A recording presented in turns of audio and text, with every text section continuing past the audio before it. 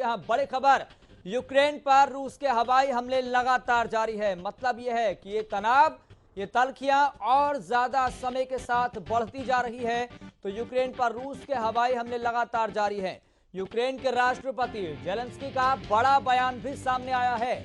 रूस के सैनिक राजधानी कीव में घुस गए हैं, ये बात कही है यूक्रेन के राष्ट्रपति जेलेंस्की ने। इसके साथ ही कहा कि कीव में घुसपैठियों में रूसी सैनिक भी शामिल हैं।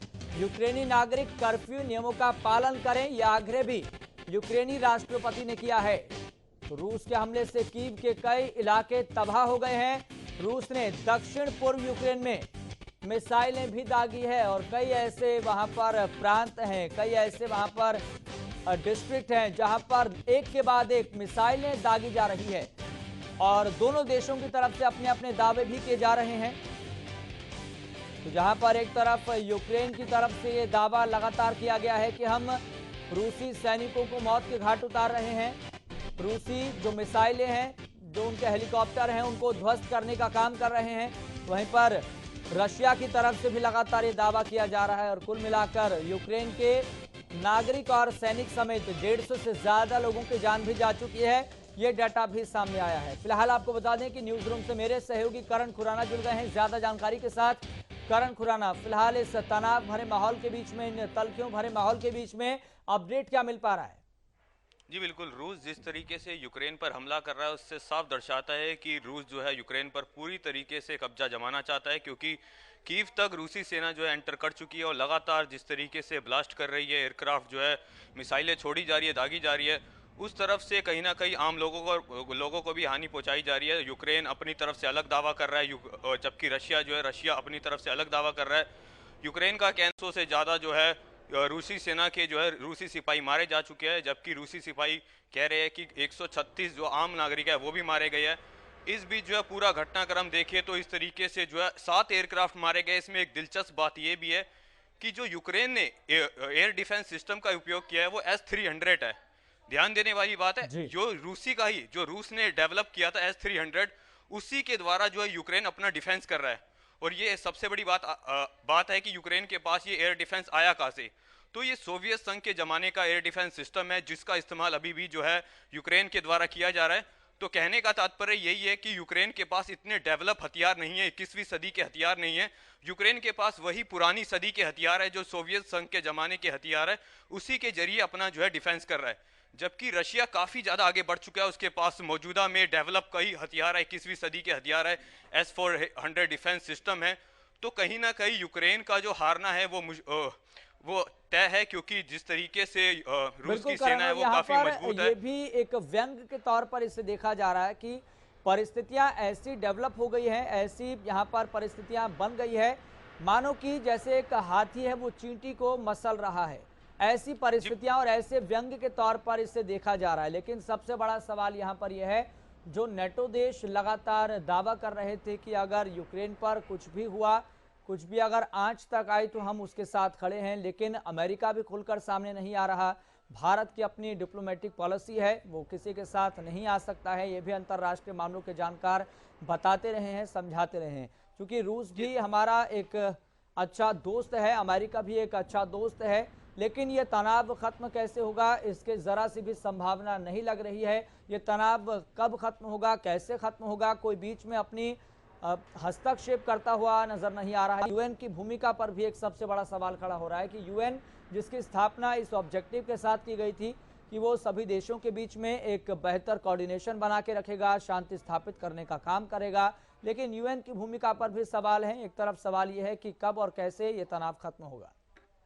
जी, यहाँ तक आपने यूएन की बात करी, जब से यूएन बना है कोई भी अंतर्राष्ट्रीय मामला, चाहे अफगानिस्तान का देख लीजिए, सीरिया का देख लीजिए, कोई ऐसा मामला जो है सुलटा नहीं है यूएन के द्वारा। जहाँ तक आपने नाटो की बात करी, तो यूक्रेन नाटो के देशों में शामिल नहीं है, हालांकि शामिल होने जा रहा था, जिसको लेकर रशिया जो है लगातार चेतावनी दे रहा था। तो नाटो देशों में शामिल नहीं है, इसलिए जो है अमेरिका ने साफ तौर पर यूक्रेन की मदद करने पर या सेना भेजने पर मना कर दिया है। कल खुद बाइडन ने देश को जब संबोधित किया, उन्होंने कहा कि यूक्रेन को जो है अपना डिफेंस खुद ब खुद करना होगा। जहां तक कि भारत की बात है, तो भारत के लिए रशिया काफी ज्यादा खास है, क्योंकि कहीं ना कहीं 20,000 से ज्यादा छात्र जो है वो यूक्रेन में फंसे हैं और खुद जो है पुतिन से पीएम मोदी ने बात करी थी फोन पर। तो सबसे पहले हमारी प्राथमिकता है भारतीय छात्रों को, जो 20,000 छात्र फंसे उनको बाहर निकालना। दूसरी बड़ी वजह यह है कि भारत कहीं ना कहीं निर्भरता है डिफेंस के मामले में, जी। वो रशिया पर टिकी हुई है, क्योंकि 70 से 80% जो हथियार है वो भारत का रशिया से आता है। और हमारी चीन से तनातनी जिस तरीके से बनी है, अगर हम रशिया से अपने संबंध खराब करते हैं तो कहीं ना कहीं उसका असर जो है हथियारों पर पड़ेगा और कहीं ना कहीं चीन हमारे पे अग्रेशन दिखाएगा। तो दूसरी बड़ी वजह यह है। और तीसरी बड़ी वजह मैं ये मानता हूं कि कहीं ना कहीं जो कच्चा तेल है वो सबसे बड़ी मात्रा में जो है सप्लाई करता है रशिया दूसरे नंबर पर। अगर हम रूस से अपने संबंध खराब करते हैं तो कहीं ना कहीं उसका असर महंगाई पर पड़ेगा और कच्चे तेल पर पड़ेगा। तो ये 3-4 बड़ी वजह है जिसके कारण जो है भारत खुले तौर पर रशिया के खिलाफ नहीं बोलेगा। और यूक्रेन से हमारे इतने अच्छे संबंध शुरू से नहीं रहे। यूक्रेन हमारे खिलाफ अगर इतिहास खंगाले तो यूक्रेन हमारे खिलाफ कभी खड़ा नहीं हुआ, हमारे पक्ष में कभी नहीं बोला।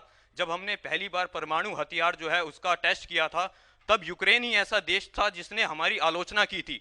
तो अगर अपना इतिहास खंगाले यूक्रेन के साथ संबंध का, तो यूक्रेन हमारे समर्थन में कभी खड़ा नहीं हुआ, जबकि रशिया हमारे साथ हमेशा खड़ा हुआ है।